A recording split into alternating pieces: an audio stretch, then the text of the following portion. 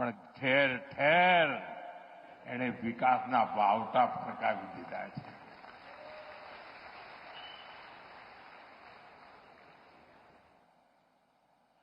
नए उद्योगों की नींव रखी जा रही है और ये सारे प्रयास आत्मनिर्भर भारत को मजबूत कर रहे हैं. इससे गुजरात के युवाओं के लिए रोजगार के लगातार अवसर बन रहे हैं. साथियों, उद्योग हो, खेती किसानी हो या फिर टूरिज्म हो, इनके लिए बेहतरीन कनेक्टिविटी बहुत जरूरी है. बीते 20-25 साल में गुजरात की कनेक्टिविटी का कायाकल्प हो चुका है. आज भी यहां रोड और रेल से जुड़े अनेक प्रोजेक्ट्स का शिलान्यास और लोकार्पण किया गया है. सर्कुलर रोड यानी सरदार पटेल रिंग रोड अब और चौड़ी हो रही है. अब ये 6 लेन की चौड़ी सड़क बन रही है. इससे शहर के सबसे भीड़भाड़ वाले इलाकों में ट्रैफिक जाम की समस्या कम होगी. इसी तरह विरमगाम खुदड़ रामपुरा रोड उसको चौड़ा होने से यहां के किसानों को, उद्योगों को सुविधा मिलेगी. ये जो नए अंडरपास है, रेलवे ओवरब्रिज है, ये शहर की कनेक्टिविटी को और बेहतर बनाएंगे. साथियों, एक समय था जब लाल रंग की पुरानी बसें ही चला करती थी. लाल बस, क्या जसो तो लाल बस में. लेकिन आज यहां बीआरटीएस जनमार्ग और एसी इलेक्ट्रिक बसें नई सुविधाएं दे रही है. मेट्रो रेल का भी तेजी से विस्तार हो रहा है और इससे अहमदाबादियों के लिए ईज ऑफ ट्रैवल सुनिश्चित हुई है. साथियों, गुजरात के हर शहर के आसपास एक बड़ा औद्योगिक गलियारा है. लेकिन 10 साल पहले तक पोर्ट और ऐसे इंडस्ट्री क्लस्टर्स के बीच में बेहतर रेल कनेक्टिविटी की कमी खलती थी. आपने 2014 में मुझे दिल्ली भेजा तो मैंने गुजरात की समस्या को भी दूर करने का काम शुरू किया. 11 सालों में करीब 3000 किलोमीटर लंबे नए रेल ट्रैक गुजरात में बिछाए गए हैं. गुजरात में रेलवे के पूरे नेटवर्क का 100% बिजलीकरण हो चुका है.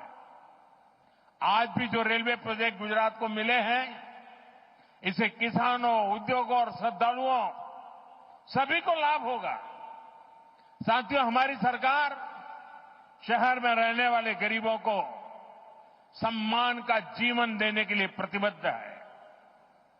इसका प्रत्यक्ष प्रमाण हमारा रामापीरनो टेकरो एयरपोर्ट તમે જતા આવતા રામાપીરનો ટેકરો. पूज्य बापू गरीब की गरिमा पर बहुत बल देते थे. आज साबरमती आश्रम के प्रवेश द्वार पर बने गरीबों के नए घर इसका एक साक्षात उदाहरण बने हैं. गरीबों को 1500 पक्के घर मिलना यानी असंख्य नए सपनों की नींव पड़ना है.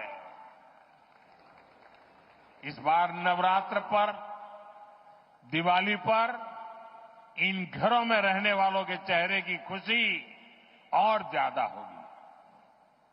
इसके साथ पूज्य बापू को सच्ची श्रद्धांजलि के रूप में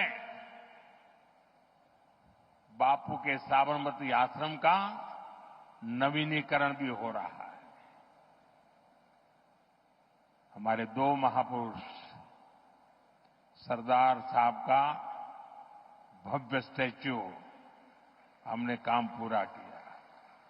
मैं उसी समय साबरमती आश्रम का काम करना चाहता था, लेकिन केंद्र सरकार उस समय हमारे अनुकूल नहीं थी, शायद वो गांधी जी के भी अनुकूल नहीं थी, और उसके कारण मैं उस काम को कभी आगे नहीं बढ़ा पाया।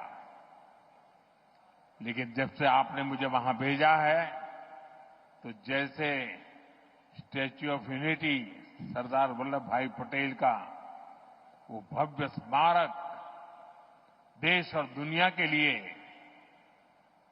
प्रेरणा का केंद्र बना है, जब साबरमती आश्रम के नवीनीकरण का काम पूरा होगा, मेरे शब्द लिख करके रखना दोस्तों, दुनिया के लिए शांति की सबसे बड़ी प्रेरणा भूमि ये हमारा साबरमती आश्रम बनने वाला है।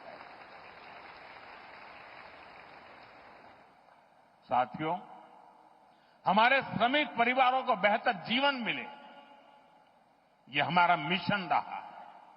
इसलिए कई साल पहले हमने गुजरात में झुग्गी वालों के लिए पक्की गेटेड सोसाइटी बनाने का बीड़ा उठाया।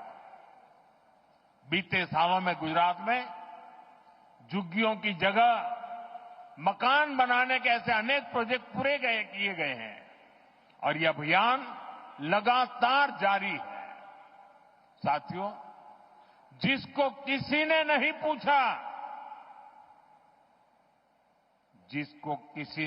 पूछा, मोदी उसको पूजता है।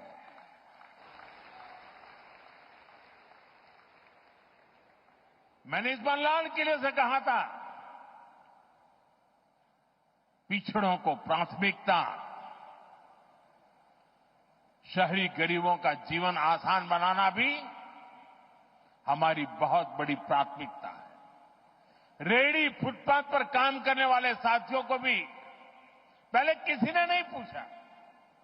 हमारी सरकार ने इनके लिए पीएम स्वनिधि योजना शुरू की। आज इस स्कीम की वजह से देश के लगभग 70 लाख रेहड़ी पटरी और ठेले वाले भाई बहनों को बैंकों से लोन मिल रही है। संभव हुआ है सब। गुजरात के भी लाखों साथियों को इसका फायदा हुआ है। साथियों, बीते 11 साल में 25 करोड़ लोग गरीबी को परास्त करके गरीबी से बाहर निकले हैं। दुनिया के लिए भी अजूबा है इतना बड़ा आंकड़ा। 25 करोड़ लोगों का गरीबी से बाहर आना, विश्व के सभी अर्थवेत्ता आज इसकी चर्चा कर रहे हैं। साथियों, ये गरीब जब गरीबी से बाहर निकलता है ना, तब वो नियो मिडिल क्लास के रूप में एक नई ताकत बनकर के उभर रखता है। आज ये नियो मिडिल क्लास और हमारा पुराना मिडिल क्लास दोनों देश की एक बहुत बड़ी ताकत बनते जा रहे हैं।